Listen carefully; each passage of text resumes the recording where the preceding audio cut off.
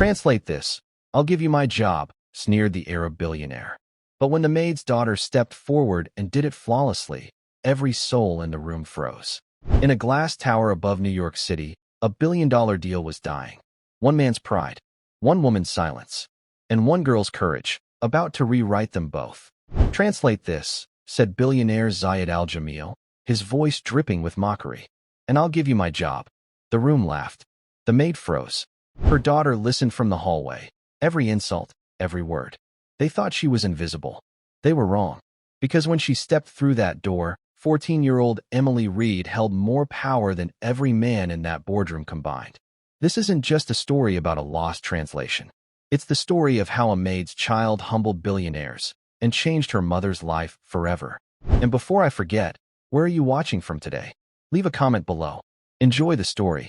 A 14-year-old girl held the fate of a billion-dollar deal in her hands. But she was standing in the hallway, invisible. And inside the room, the billionaire was about to destroy her mother. The penthouse boardroom of Covington Tower was silent. The silence was heavy, like a wool blanket soaked in water. It smothered the sounds of midday New York City, 60 floors below. Through the floor-to-ceiling windows, Central Park was a perfect green rectangle, a calm painting for a room that was anything but calm. Arthur Covington, the owner of the tower and the city's biggest real estate mogul, dabbed his forehead with a silk handkerchief. He was a man used to getting his way. He was not used to sweating. But today he was sweating. The deal of his life, a 10-figure contract to build a new global cultural center, was crumbling into dust. "Gentlemen," Arthur said, his voice straining to sound smooth. "I must apologize again." The translator, a terrible accident on the freeway. Simply unavoidable. Across the massive obsidian table, Zayid Al-Jamil did not move. He was a man of immense wealth, carved from the deserts of the United Arab Emirates. His fortune was new, but his lineage was ancient. He wore a traditional white gutra and a gall, which made him look more like a king than a businessman among the gray suits of the New York team. His two aides sat behind him, their faces impassive. Mr. Al-Jamil had just spoken for 10 solid minutes in passionate, flowing Arabic. He had used his hands. He had pointed to the architectural models. His voice had risen with vision and then fallen with deep disappointment. And no one in the room had understood a single word. The only sound had been the quiet, almost invisible footsteps of Helen Reed. Helen, 45 and weary, was Arthur Covington's most trusted maid. She had worked in his private penthouse and his personal boardroom for a decade. She moved with a practiced grace, refilling water glasses and coffee cups, her eyes always down. She was part of the furniture, a silent witness to a dozen deals, celebrations, and failures. Mark Ellison, Arthur's vice president, leaned forward. Mark was young, slick, and believed he was the smartest man in any room. He saw the missing interpreter not as a disaster, but as an opportunity to show how he could handle a crisis. "Mr. Al-Jamil," Mark said, his smile wide and false. "While we wait, perhaps I can walk you through the financial projections again. We can use very simple terms. Big numbers. You'll understand." Zayid Al-Jamil's dark eyes snapped toward Mark. He raised one hand, and Mark Ellison's smile vanished. Simple terms. Al-Jamil's English was perfect. It was sharp and cold, like desert air at midnight. "You think I am a fool, Mr. Ellison?" "No, sir, of course not. I just meant." "You meant," Al-Jamil said, rising slowly to his full height, "that you are unprepared. You invite me across the world. You promise me a bridge between our cultures, and you cannot even provide a bridge for our words." He gestured to the models on the table. "This is not just about steel and glass. I spoke of legacy. I spoke of my grandfather, who built a school with his own hands. I spoke of art, of history, and you want to show me big numbers." He was angry. His frustration filled the room, pressing down on everyone. He started to pace, his white robes flowing behind him. "This is the problem with your people," he said, his voice rising. "You have no soul. You see a building, I see a story. You see a contract, I see a promise. And you see nothing." His eyes scanned the room, looking for a target for his frustration. He looked at Arthur Covington, sweating in his expensive suit. He looked at Mark Ellison, who now looked like a pale, frightened boy. And then his eyes landed on Helen Reed. She was standing by the coffee service, her hands perfectly still, holding a silver tray. She had been trying to leave the room, to become invisible again, but his tirade had frozen her in place. The billionaire stopped. A strange, cold smile touched his lips. "You," he said, pointing a long finger directly at Helen. Helen's blood ran cold. The entire room, the mogul, the VP, the two aides, all turned to look at her. She was suddenly, horribly visible. "Sir," she whispered. "You have been standing here," Al-Jamil said. "You have been listening. Perhaps you are the expert Mr. Covington has hidden from me. Perhaps you are the brilliant translator." Arthur Covington let out a choked sound. "Mr. Al-Jamil, please. That is Helen. She is staff." Mark Ellison saw his chance. The billionaire was making a joke. Mark could get back in his good graces. He burst into a loud, braying laugh. "That's a good one, sir." Mark chimed in, stepping forward. "Helen? Goodness, no? Helen just keeps the place tidy. Her expertise is in coffee, not contracts. She probably doesn't even have a high school diploma." The words hung in the air, brutal and sharp. Helen felt the blood rush to her face. She felt the sting of tears but refused to let them fall. She had endured so much in this house. She had heard whispered insults. She had been ignored. But this was different. This was public. It was cruel. She looked at her boss, Arthur Covington. He was looking down at his hands, saying nothing. He would not defend her. He needed this deal too much. Al-Jamil watched the exchange. He watched Mark's casual cruelty and Helen's silent humiliation. He found it all deeply distasteful. But he was also a man who tested everyone he met. He pushed people to see where they would break. "You find this funny, Mr. Ellison?" Al-Jamil said, his voice quiet again. "You laugh at her. But you are the one who failed me." He turned back to Helen. The cold smile was gone. He looked almost curious. "I will make a wager," Al-Jamil announced. The room tensed. "I am a man of honor. You all come to me with your big numbers. You think you are so smart. I think you are hollow." He pointed at Mark. Your job. What is it?"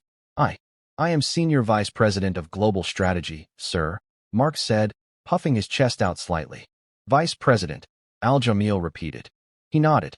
"A very important title." He then turned back to Helen. "Maid. I will make this simple. You." He pointed at her. "Translate one sentence of what I said in my language. 1. Tell me what I spoke of." Helen stared, her heart pounding. "Sir, I cannot. I don't." "Go on, Helen." Mark laughed, enjoying the show. "Impress the man. Say anything. Maybe you can tell him where the best cleaning supplies are." The room filled with laughter again.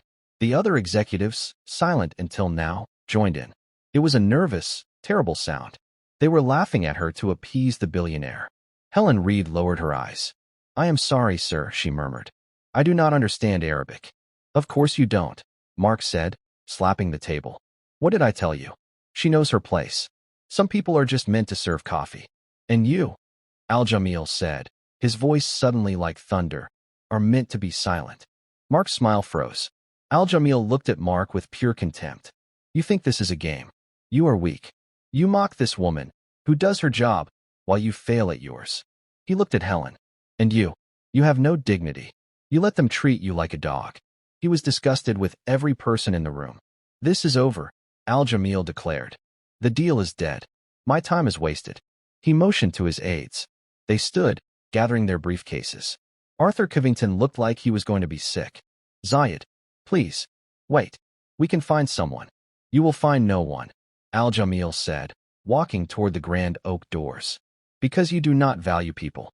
You only value money. And that is why you will fail." He was 2 steps from the door when it opened. It did not open wide. It opened just enough for a small, 14-year-old girl to slip through. She had pale blonde hair pulled back in a simple ponytail. She wore jeans, sneakers, and a plain gray sweatshirt. She was clutching a thick, heavy book to her chest. It was a college textbook. The title read, "Islamic Art and Architecture, from Cordoba to the Taj Mahal." It was Emily Reed, Helen's daughter. She had been waiting in the hall for her mother's shift to end. She had come straight from the public library. She had heard the raised voices. She had heard the Arabic. And then she had heard the laughter. She had heard Mark Ellison's voice. She knows her place. Helen's eyes widened in horror. "Emily, get out of here. You cannot be in here." Emily paid no attention to her mother. She did not look at Arthur Covington, who was staring, confused. She did not look at Mark Ellison, who was gaping at the interruption. Her blue eyes, clear and steady, were fixed on only one person, Mr. Zayid Al-Jamil. "Excuse me, sir," Emily Reed said, her voice small but perfectly clear. Al-Jamil stopped, his hand on the door handle. He looked down at the girl. He was annoyed by this final, bizarre interruption. "What is this? You bring your children to your failures now, Mr. Covington." I don't know who she is," Arthur stammered. "She is my daughter," Helen cried, rushing forward. "Emily, please go. Go now." "Mom, it's okay," Emily said softly. She never took her eyes off the billionaire. She took a deep breath. And then, in perfect, respectful, classical Arabic, she spoke. "Sir, you said that your grandfather built the Al-Rashid School in the desert with his own hands, not for profit, but because knowledge is the only oasis that never runs dry. You said that you did not come here to build a monument of glass, but to plant a seed, a story for your grandchildren and for theirs." The room went absolutely, deathly still. The only sound was the faint gasp from one of Al-Jamil's aides. Mr. Al-Jamil's hand dropped from the door. He turned slowly, fully, to face the 14-year-old girl. His dark eyes narrowed, not in anger, but in a profound, sharp, and total disbelief. Mark Ellison looked back and forth between the girl and the billionaire. What? What did she say? What's going on? Helen Reed stood frozen, her hands covering her mouth. She was looking at her daughter as if she had never seen her before in her life. Emily continued, her Arabic flawless, her tone respectful. "You also said," she continued, "that you were angry. Not because the interpreter was missing, but because their hearts were missing. You said they saw only numbers, but you see the legacy of your people. And you said you were disappointed that no one in this room, not even the man who wants your money, had the strength to be respectful." She paused, then switched back to perfect, unaccented English. "And then, sir," Emily said, looking at Mark Ellison, "you made a bet. You said that if my mother could translate one sentence, you would give her Mr. Ellison's job." She looked back at Al-Jamil. "I am not my mother, but I am her daughter, and I believe I have translated more than one sentence." She held his gaze. "I am here," Emily Reed said, "to help my mother collect her new position." Mark Ellison's face was a mess of purple and white. "What did you say?" he sputtered, looking at Helen. "What is this? What did you teach her?" Helen was trembling, her hands clasped so tightly her knuckles were white. "Emily, I told you to wait in the lobby. Please, go. This is not. You don't understand." "I understand, Mom," Emily said, her voice quiet but ringing with a strange new authority. "I understand they were laughing at you." "Security," Mark Ellison yelled, his voice cracking. He lunged forward and grabbed Emily's arm. "Get this brat out of here. This is a private meeting." "Hold." The word was not shouted. It was spoken with the force of a command that expected, and always received, instant obedience. Zayid Al-Jamil had not moved, but his presence suddenly filled the room. Mark Ellison froze, his hand still on Emily's arm. "Let go of the child," Al-Jamil said in English. His voice was dangerously soft. Mark released her arm as if it were burning. Zayid Al-Jamil walked slowly toward Emily. He was a tall man, and he loomed over her. But Emily, clutching her heavy textbook, did not step back. She held her ground. He studied her. He looked at her blonde hair, her simple clothes, and her clear, unafraid eyes. He was a man who could read people. He saw no trickery here. He saw something he could not explain. He switched back to Arabic. His tone was no longer angry. It was inquisitive, deeply curious. "Who are you, little one?" he asked. Emily replied instantly in the same formal Arabic. "My name is Emily Reed, sir. I am the daughter of Helen Reed. I came to walk my mother home." Mark Ellison looked wildly at Arthur Covington. "What are they saying? Arthur, do something." Arthur held up a hand to silence him. The deal was dead. Now, a 14-year-old girl was speaking fluent Arabic to the billionaire who had just killed it. Arthur Covington did not know what this was, but it was something. He would be quiet and watch. Al-Jamil's eyes narrowed slightly. "Your accent. It is clean. It is not from the television. It is not from a school. Where did you learn the language of my grandfather?" "From my great-grandfather, sir," Emily replied in Arabic. "Your great-grandfather?" "Yes, sir. Robert Miller. He was a soldier, and then a diplomat. He served with the British in North Africa during the war. After, he became a scholar. He said that to understand a people, you must understand their poets." He taught me. A flicker of recognition crossed Al-Jamil's face. Robert Miller? The one who wrote The Sands of Wisdom? Emily's eyes widened. You know his book? I. I read it at university, Al-Jamil said, a strange wonder in his voice. It is a book of great respect. He is your family. He was, Emily said, her voice catching for the first time. She touched the cover of the heavy textbook she was holding. This was his. He passed away 2 months ago. He left me his library. He said books were the only bridge that could never be burned. She looked up at him, and for a second, she was just a 14-year-old girl. I study every day, to honor him, to make him proud. Zayid Al-Jamil was silent for a long moment. He looked at the girl, and then at her mother, who was watching this exchange with a look of pure, terrified bewilderment. So you were in the hallway, Al-Jamil said, piecing it together. You heard my anger, and you understood it. Yes, sir, Emily said. I heard you speak of your grandfather. I heard you speak of legacy. And then you heard them laugh, he finished. Emily nodded. Yes, sir. I heard them mock my mother for not understanding. Helen Reed finally broke. Emily, stop, she whispered, tears streaming down her face. You'll get us fired. We'll lose the apartment. Please, Sonny, just apologize and let's go. Emily turned to her mother. She put her hand on Helen's arm. Mom, did great-grandpa Robert ever teach us to be quiet when we are stepped on? He said dignity is the only thing we own. He said no one can take it unless we give it to them. She turned back to Zayid Al-Jamil. My mother is a good woman, she said in English, her voice now loud enough for the whole room to hear. She has worked for Mr. Covington for 10 years. She has never been late. She has never been sick. She serves coffee and cleans up after men like him. She pointed at Mark Ellison, who treat her like she is invisible. But she is not invisible. This is outrageous. Mark Ellison finally found his voice. Arthur, are you going to let this child speak to me this way? After she spied on a private meeting? Spied. Zayid Al-Jamil's voice cut through Mark's whining. He turned his full attention to the vice president, and all warmth was gone from his face. She did not spy, Mr. Ellison. She listened. Something you failed to do from the moment I arrived. He walked, with a slow, deliberate pace, until he was standing directly in front of Mark. You, he said, called this woman Helen. He looked at Helen, a brief, respectful nod. You said she knows her place. You laughed at her. You turned her service into a humiliation. In my country, to dishonor a person who is serving you is to dishonor your own house. He then turned to Arthur Covington. And you, Mr. Covington, you are the master of this house. You said nothing. You let this man, this boy, poison the air. You let him disrespect his elder. You did this to save a deal. But you do not understand. A man who will not defend the weakest person in his room will never have the strength to be a true partner.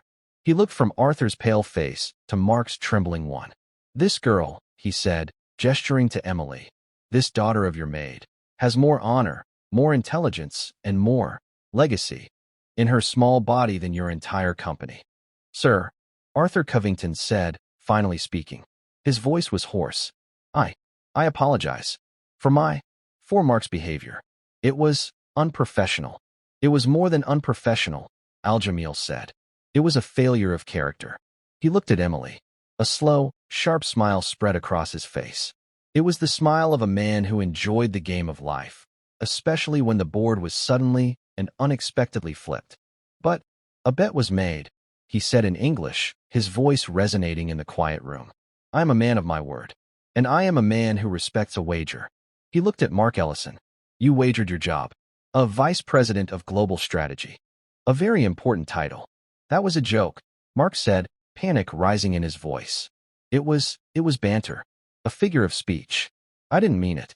You can't be serious. I am always serious, Al-Jamil said. You publicly wagered your position. You were so certain of your superiority. So certain that this woman, he gestured to Helen, was beneath you.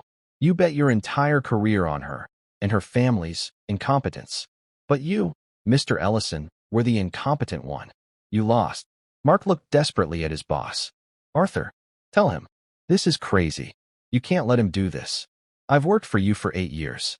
You can't just fire me over a joke.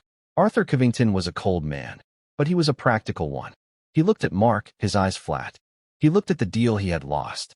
Then he looked at Zayid Al-Jamil, who was watching him, waiting. "A joke, Mark," Arthur said, his voice quiet. "You cost me the biggest contract of my life. You insulted a man worth more than this entire building. You humiliated my staff. And now, you want me to save you? You did this. Not the girl. Not her mother. You." "Arthur, no." But Al-Jamil interrupted. He loved the drama. He was in complete control. "The bet was not that you would be fired, Mr. Ellison. That is a small, sad thing. The bet was that you would give your job to her." He pointed, not at Emily, at Helen. The room, which had been silent, seemed to fall into a vacuum. Helen Reed, who had been crying quietly, looked up, her face a mask of total, uncomprehending shock. "Me?" she whispered. "Yes," Al-Jamil said, smiling. "Those were the words. Translate this, and I'll give your mother my job." This young lady, he nodded at Emily, was simply how do you say, the attorney? The one who argues the case. "This is insane," Mark shrieked. "She's a maid. She can't be a vice president. She cleans toilets." Helen flinched as if she had been struck. "She can't," Al-Jamil said, his voice dangerously smooth. "And why not? Because she serves? Because she works with her hands? My grandfather, the one this brilliant child quoted, was a pearl diver. He worked with his hands. He could not read or write, but he was wiser than any 10 men I have met in this city. He built a legacy. What have you built, Mr. Ellison? A tower of insults." He turned to Arthur Covington. The smile was gone. "The test was here. Mr. Covington," Zayid Al-Jamil said. "Your deal is not dead. It is sleeping. Its future depends entirely on what you do in the next 60 seconds. Arthur looked at Mark, his face contorted in panic and rage. He looked at Helen, who looked like she was about to faint.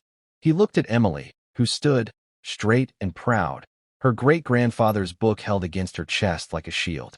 And he looked at the 10-figure contract, sitting on the table like a life raft.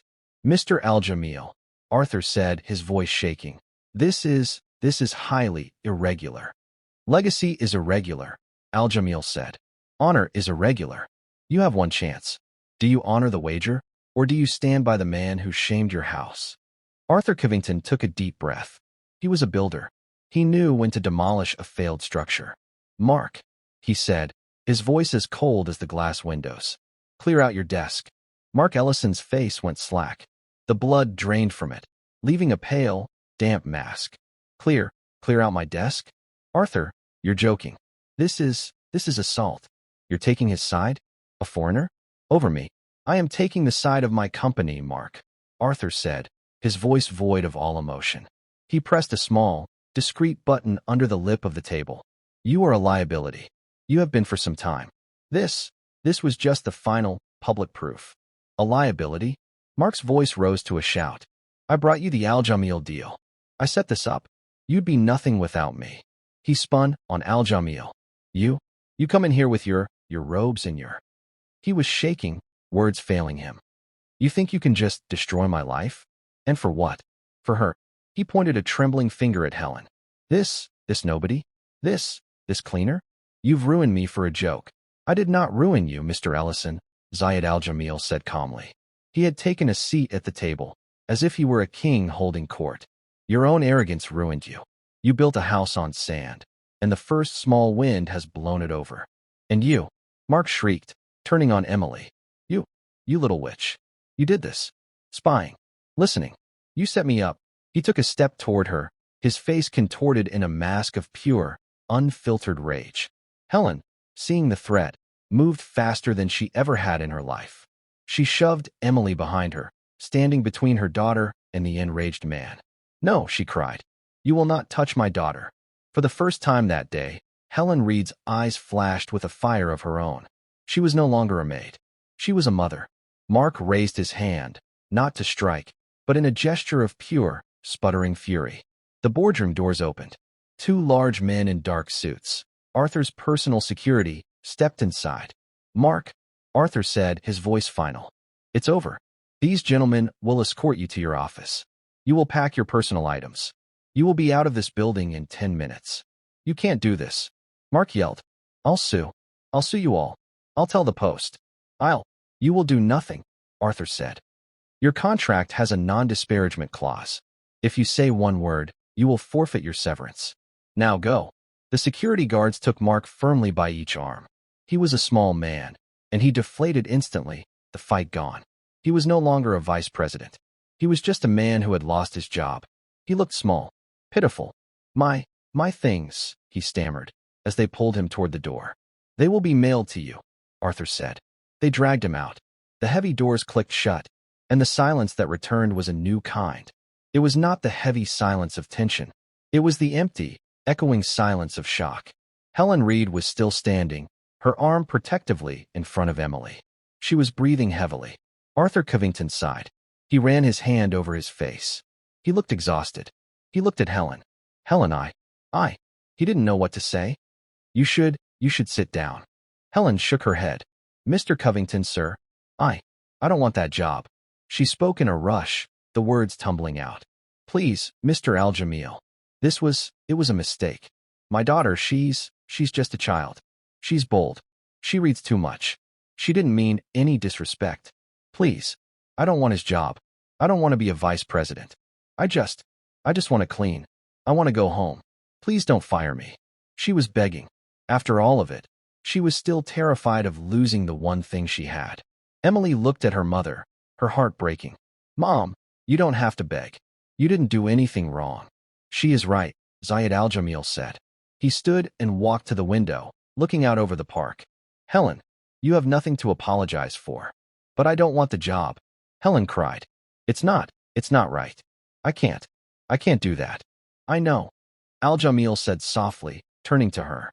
"I know you cannot." Helen stared, confused. But the wager." "The wager," Al-Jamil said, "was about honor. It was about proving a point. It was about showing that man," he gestured to the door, "that the person he thought was lowest had more value than he did. The wager has been won. The point has been made. That man's arrogance cost him his position. That is justice." He smiled gently at Helen. "Your reward, Helen, is not to be burdened with a job you do not want. Your reward is knowing you have raised this." He looked at Emily. A lioness. Arthur Covington, ever the businessman, saw his opening. The deal was sleeping. He needed to wake it up. "So, the wager is settled.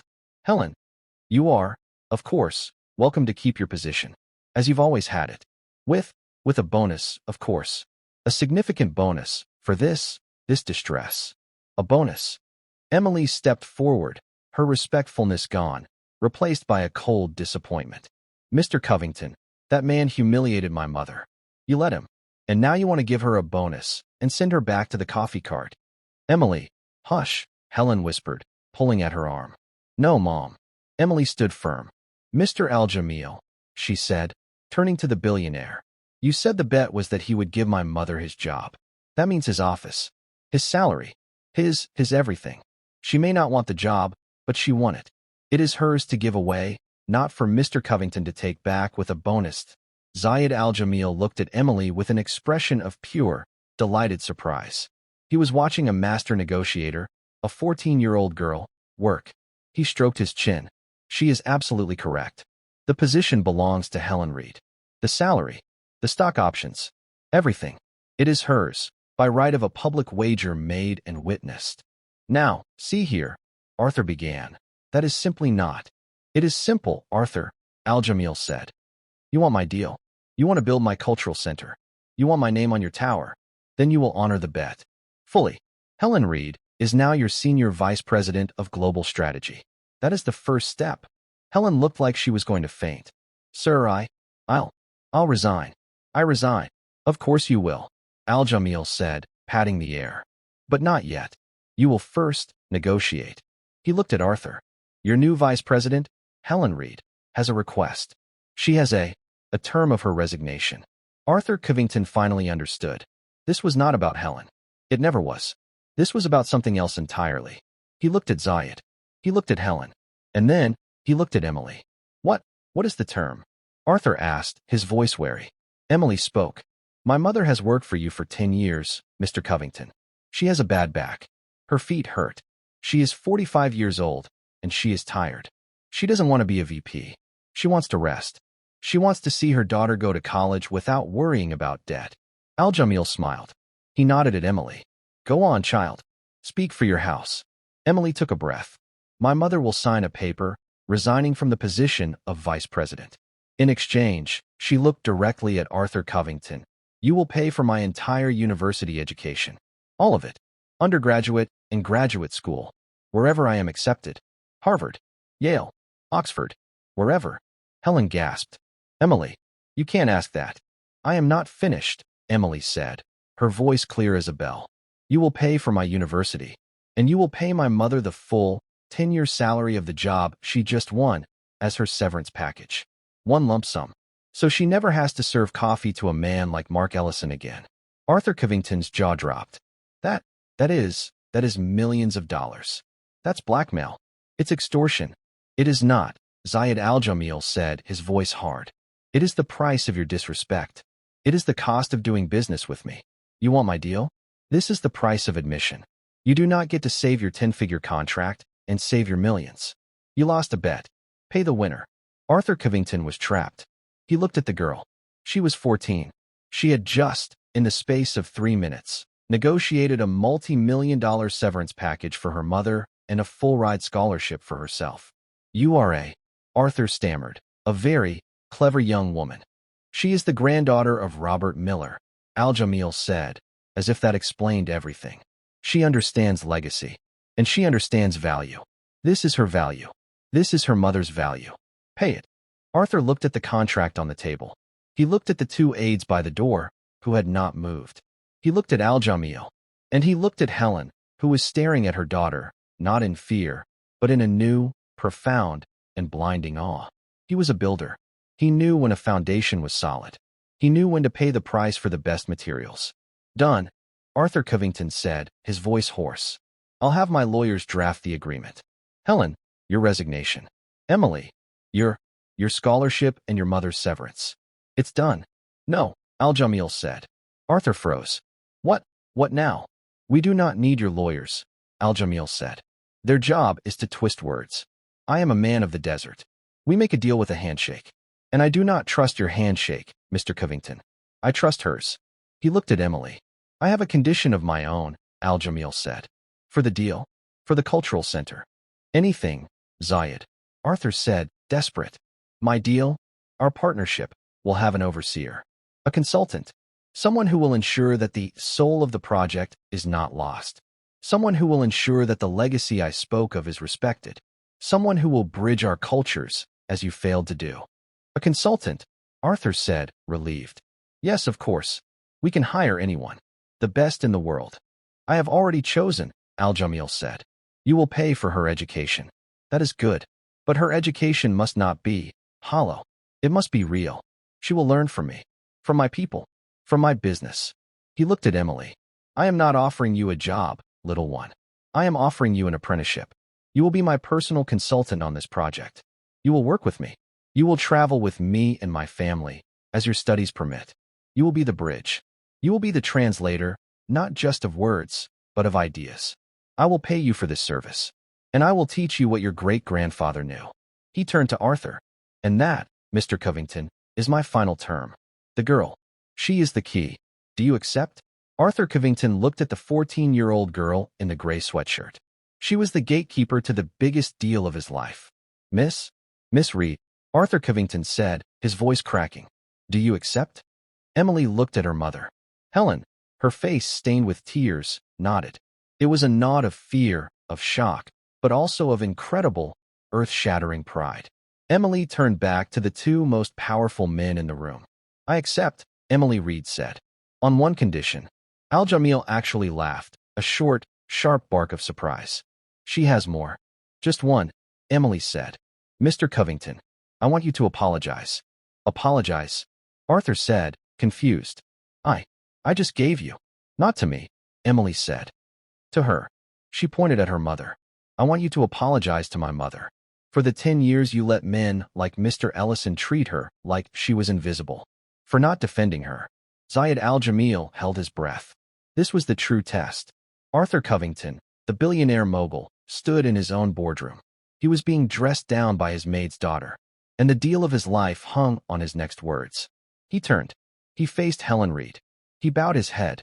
Helen, Arthur Covington said, his voice low. I am deeply sorry. For my silence. It will not happen again. You are a woman of great dignity. And you have an extraordinary daughter. I apologize. Helen Reed looked at her boss. And, for the first time, she did not look down. She just nodded. Thank you, Mr. Covington. Emily smiled. Then the deal is done. Zayid Al-Jamil's 2 aides, who had been statues of perfect composure, finally moved.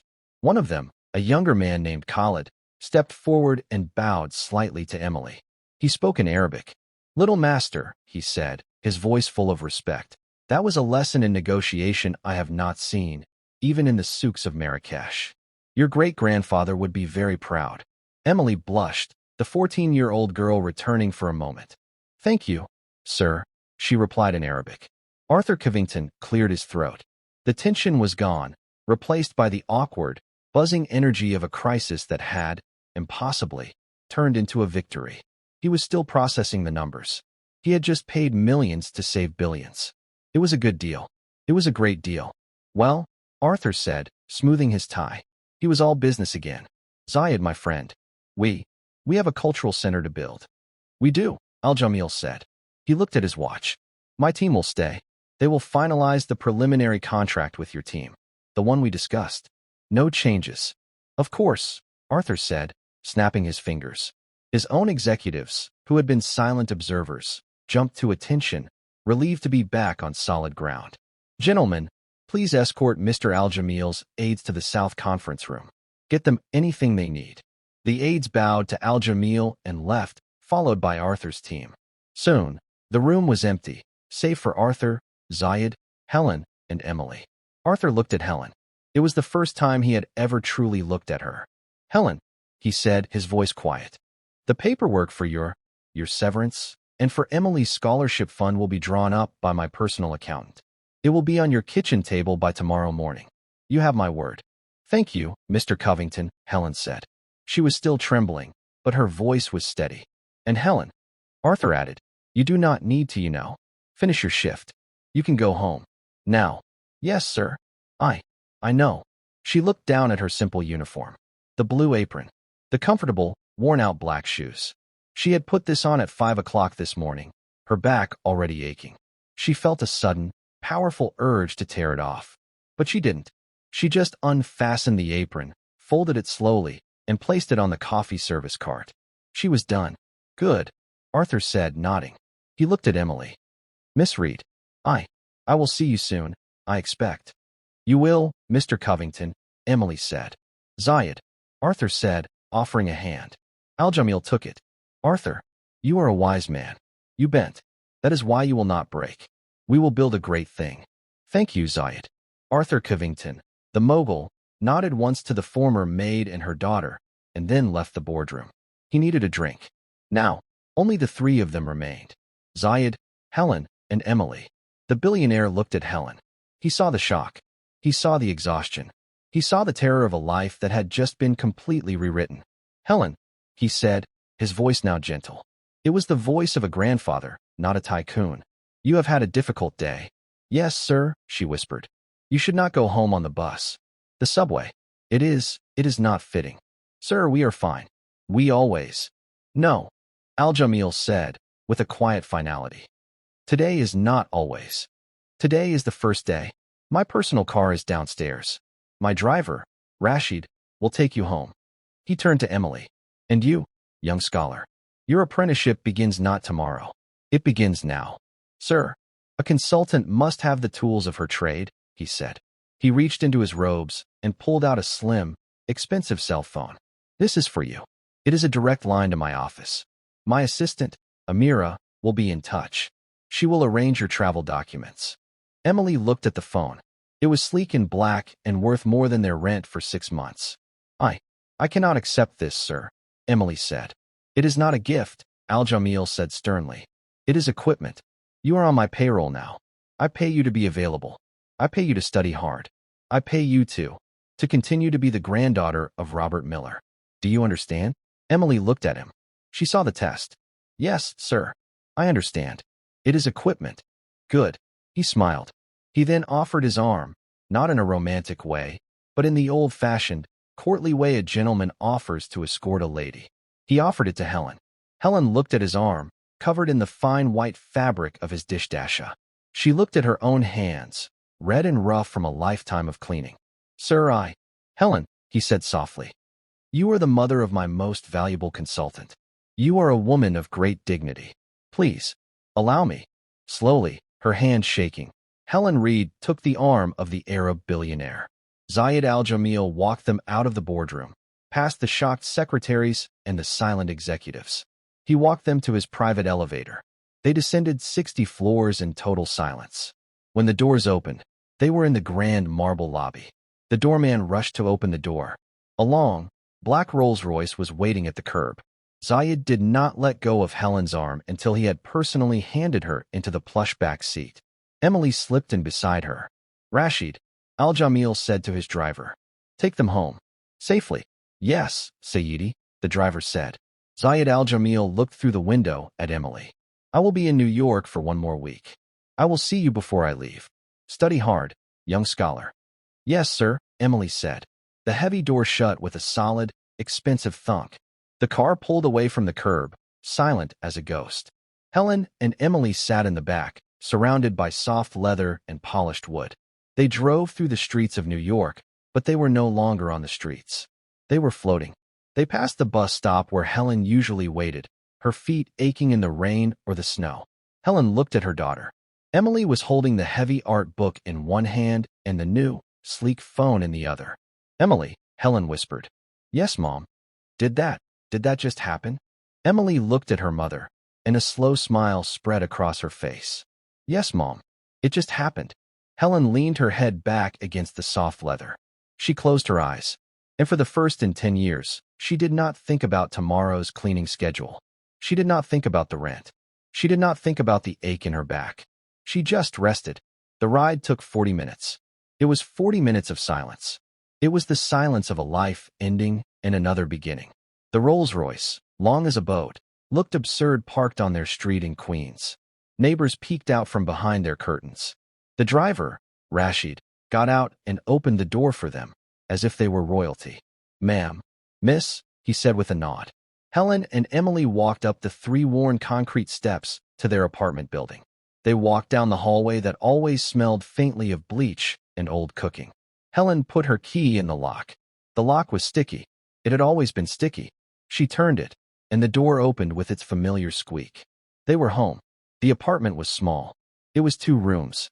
It was clean. Helen had always kept it perfectly clean, but it was worn. The sofa was threadbare on the arms. The rug was faded. On the small kitchen table, there was a stack of envelopes. Bills. The electric bill. The gas bill. Helen walked in and stood in the middle of the small living room. She was still Helen Reed. This was still her apartment. But everything was different. She looked at the coffee pot on the kitchen counter. It was an old drip machine. She had it set to go off at 4:45 a.m. every morning. She walked over to it. She looked at it for a long time. Then, she reached out and unplugged it from the wall. She turned to Emily, who had been watching her. A single tear traced a line down Helen's cheek. It was not a tear of sadness. It was a tear of release. "I don't have to make coffee tomorrow," she whispered. "No, Mom. You don't," Emily said, her own voice thick. Helen sat down on the old sofa. She didn't just sit. She collapsed. The weight of 10 years, of 20 years, of a lifetime of hard work, settled on her. "My own boss," she said, staring at the wall. "He apologized to me. He should have," Emily said again, sitting beside her. "And you?" Helen said, turning to her. She cupped her daughter's face in her hands. "You, my little girl, my 14-year-old lioness. How did you learn to do that?" Emily leaned into her mother's touch. I listened to great-grandpa Robert. He always said, "I know." Helen smiled through her tears. "Dignity is the only thing we own." She had heard her father-in-law say it 1,000 times. She had never known her husband. He was a soldier, like his grandfather, and he had died before Emily was born. Robert Miller, the war veteran, the scholar, had stepped in. He had been the father figure for Emily and the protector for Helen. "He left me the books," Emily said, looking at the tall, overflowing bookshelf that dominated their living room. "He left me the words. I used them. I was so angry, Mom. When I heard that man, that Mark, laugh at you, I wasn't scared. I was just angry.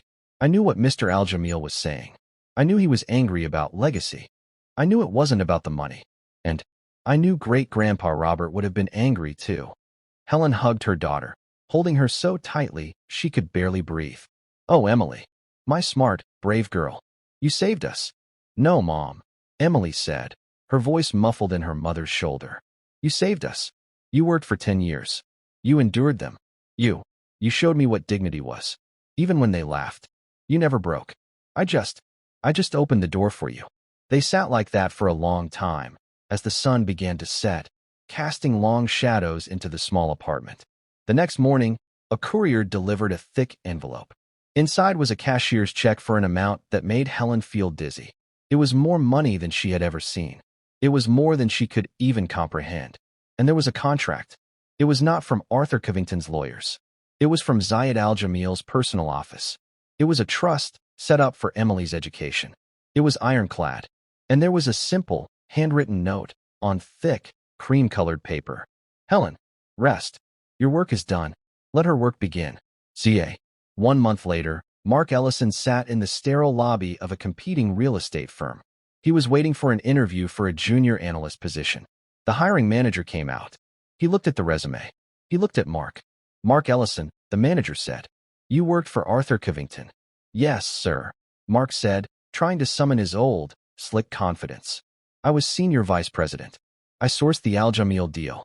It was funny, the manager said, his face unsmiling. I heard a different story. I heard a 14-year-old girl sourced that deal. I heard she got you fired for making fun of her mother. The story had become legend. It was the talk of every boardroom in New York.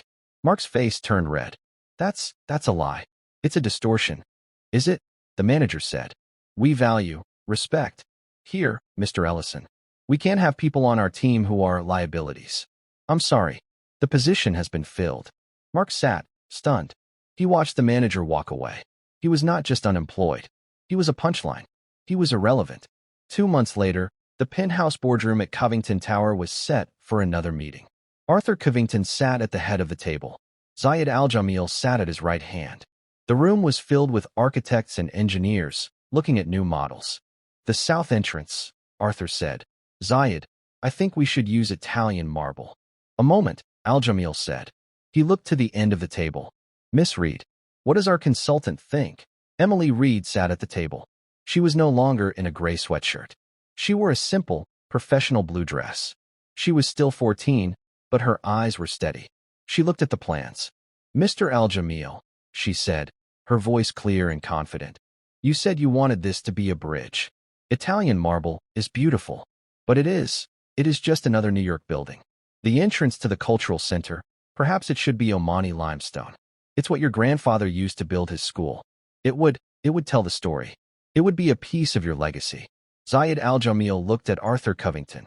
He smiled. Omani limestone. An excellent idea. Arthur Covington looked at Emily. He nodded. An excellent idea, Miss Reed. Make it so. That evening, Helen Reed sat on the small balcony of her new, comfortable apartment. It was not a penthouse. It was just a nice place, with a small garden. She was reading a book. Not a library book. A new book, from a store. Her new phone rang. It was Emily, calling from Dubai. She was there for 2 weeks on her spring break, working with Al-Jamil. Hi, Mom. Hi, Sonny, Helen said, smiling. How is it? Is it warm? It's very warm, Mom. You should see the desert. It's like great-grandpa Robert wrote. It's beautiful. I miss you. I miss you too, baby, Helen said. Are you being good? I'm trying, Emily laughed. Mr. Al-Jamil said I'm a harder negotiator than he is. I believe it, Helen said. You come by that honestly. Now, you study. But you be safe. I will, Mom. I love you. I love you too. Helen hung up. She looked out over the small garden. A billionaire had wagered a job, thinking he was mocking a maid. He thought he was testing her. But he was wrong. He was testing the legacy of a soldier. He was challenging the mind of a scholar. And he was betting against the heart of a daughter who would not, under any circumstances, let her mother be invisible. Helen Reed smiled and turned the page in her book. And that's where we'll end the story for now.